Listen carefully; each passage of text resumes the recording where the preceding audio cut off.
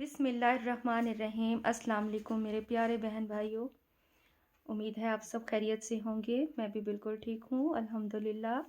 اللہ تعالیٰ آپ سب کو سلامت رکھے۔ آپ لوگوں کے کمنٹس پڑھ کر مجھے بہت خوشی ہوتی ہے، لیکن کچھ میرے بہن بھائی جو ریگولر کمنٹس کر رہے تھے ان کے کمنٹس نہیں آ رہے، تو اللہ تعالیٰ خیر کرے، وہ ٹھیک ہوں، انہیں کوئی پریشانی نہ ہو، تو ان کے لیے بھی میں دعا گو ہوں۔ تو آج میں آپ لوگوں کے لیے جب ویڈیو بنانے لگی تو گھر میں کچھ گیسٹ آ گئے، پھر میں ان میں بزی ہو گئی، تو وہاں سے فارغ ہو کے جب وہ چلے گئے ہیں تو میں نے کہا آپ لوگوں کے لیے آج کی ویڈیو بنا لوں۔ اس کے بعد پھر میں نے نماز پڑھنی ہے، پھر قرآن پاک پڑھنا ہے، پھر تسبیحاں پڑھنی ہے، اور پھر ظاہر ہے کہ پھر سو جائیں گے۔ تو اب میں آج کا ٹاپک آپ لوگوں کے لیے جو شروع کرنے لگی ہوں وہ ہے چوڑیوں سے متعلق۔ چوڑیوں کا رواج زمانہ قدیم سے چلا آ رہا ہے۔ عورتیں بڑے شوق سے پہنتی ہیں چوڑیاں، کپڑوں کی بڑی میچنگ کی جاتی ہے، کپڑوں کے ساتھ انہیں میچ کیا جاتا ہے۔ عیدوں پر بڑا رش ہوتا ہے، شادیوں پر مہندی کا، چوڑیوں کا، اور خواتین بہت شوق سے یہ پہنتی ہیں اور خوش ہوتی ہیں، لڑکیاں، عورتیں چوڑیاں پہن کر، مہندی لگا کر، اور بڑا ہی اہتمام ہوتا ہے خاص طور پر جب گھروں میں فنکشن ہو یا عیدوں کے جو موقع ہوتے ہیں، چاند رات ہوتی ہے۔ لیکن کیا یہ بھی پتہ ہے کہ یہ چوڑیاں کیوں پہنی جاتی ہیں؟ چوڑیاں پہننا یہ لازم نہیں ہے، فرض نہیں ہے، لیکن یہ کیوں پہنی جاتی ہیں؟ وہ اس لیے پہنی جاتی ہیں کہ پہلے وقتوں میں رسول پاک صلی اللہ علیہ وآلہ وسلم نے ایک مرتبہ کسی عورت کے ہاتھ پر نظر پڑی تو آپ نے تنبیہ کی اس کو کہ چوڑیاں پہنے اور مہندی لگائے تاکہ پہچان کی جا سکے مرد اور عورت کی، کہ مرد اور عورت کا حلیہ الگ الگ ہونا چاہیے ان کی پہچان کے لیے۔ مرد کی مشابت الگ ہو، عورت کی مشابت الگ ہو، دونوں کی مشابت مختلف ہو تاکہ انہیں پہچاننے میں آسانی رہے۔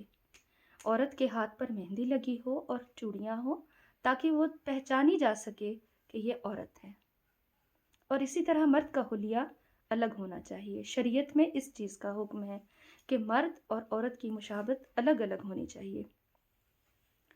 تو اسی لیے رسول پاک صلی اللہ علیہ وآلہ وسلم نے جب اس عورت کو دیکھا تو اسے تنبیہ کی کہ وہ ہاتھ پر مہندی لگائے اور چوڑیاں پہنے۔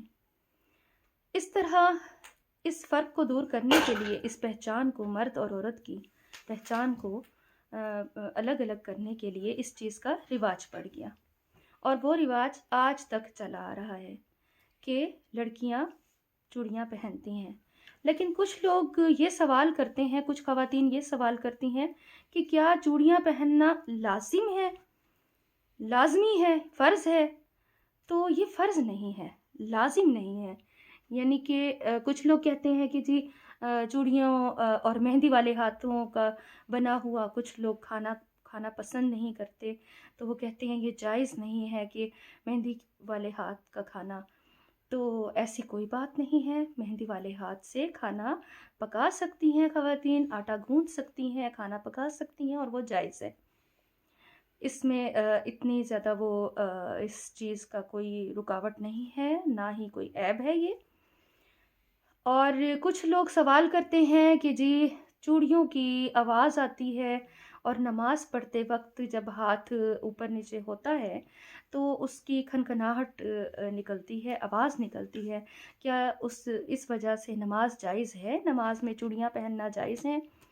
تو اس بات کا بڑا ہی خوبصورت جواب دیا مفتی طارق مسعود صاحب نے کہ بالکل پہنی جا سکتی ہیں چوڑیاں نماز پڑھتے ہوئے، اس میں کوئی قباحت نہیں ہے، کیونکہ آج تک دنیا میں، انہوں نے بڑا ہی مزے کا جواب دیا کہ آج تک دنیا میں کوئی ایسی چوڑی پیدا نہیں ہوئی جس میں آواز نہ آئے، جس میں کھنکھناہٹ نہ ہو، کوئی بھی ساؤنڈ پروف چوڑی نہیں بنائی گئی اب تک۔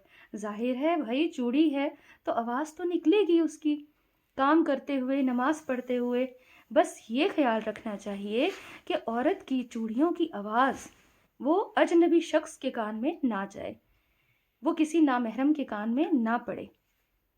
گھر میں وہ پہن سکتی ہے، اور یہ ایک افضل عمل ہے، ٹھیک ہے، افضل ترین ہے یہ عورتیں چوڑیاں پہنیں، مہندی لگائیں، یہ افضل ہے، لیکن یہ لازم نہیں ہے کہ وہ لازمی پہنے. اور نماز پڑھتے ہوئے اگر چوڑیوں کی آواز نکلتی ہے تو نماز نہیں ٹوٹتی، یہ ناجائز نہیں ہے. اسی طرح مہندی لگانا بھی افضل ہے، لیکن سنت ہے مہندی لگانا تو، لیکن لازم نہیں ہے کہ وہ لازمی لگائے. ہاں لیکن رنگ برنگے ہاتھ سجے ہوئے ہوتے ہیں تو کوشش کرنا چاہیے کہ نامحرم نہ دیکھیں، باہر کے لوگوں کی نظر نہ پڑے. گھر میں عورت لگا سکتی ہے، گھر میں تیار ہو سکتی ہے. جس طرح عورت کا بناؤ سنگار صرف اپنے شوہر کے لیے ہوتا ہے، اور اس کے شوہر کے لیے تیار ہونا ثواب ہے، اور تاکہ اس کے دل میں محبت پیدا ہو اور باہر کے آدمی کی نظر نہ پڑے، کیونکہ عورت کے لیے پردہ ہے. تو باہر کا بندہ اگر دیکھے گا تو وہ گناہگار ہوگی. اب امید ہے آج کی میری بہنوں کو یہ بات سمجھ آ گئی ہو. تو باقی کیا صحیح ہے کیا غلط ہے، کتنا صحیح ہے اور نہیں ہے، اللہ تعالیٰ زیادہ بہتر جانتا ہے. بس اللہ تعالیٰ ہمیں ہر اچھے اور نیک عمل کی توفیق دے، سنتوں پر عمل کرنے والا بنا دے. اللہ تعالیٰ ہم سب کی زندگیوں کو آسان بنا دے. اللہ تعالیٰ ہم سب پر اپنا کرم کر دے، رحم کر دے، اور ہم سب کی بے حساب مغفرت فرما دے. آج کی ویڈیو اچھی لگی ہو، آج کی بات آپ کو اچھی لگی ہو تو پلیز شیئر کیجیے گا، مجھے بتائیے گا، کومنٹس کیجیے گا. اللہ تعالیٰ ہم سب کو اپنی حفظ و امان میں رکھے. کل نیکسٹ ویڈیو میں ملیں گے. اوکے، اللہ حافظ. اللہ تعالیٰ ہم سب کو اپنی امان میں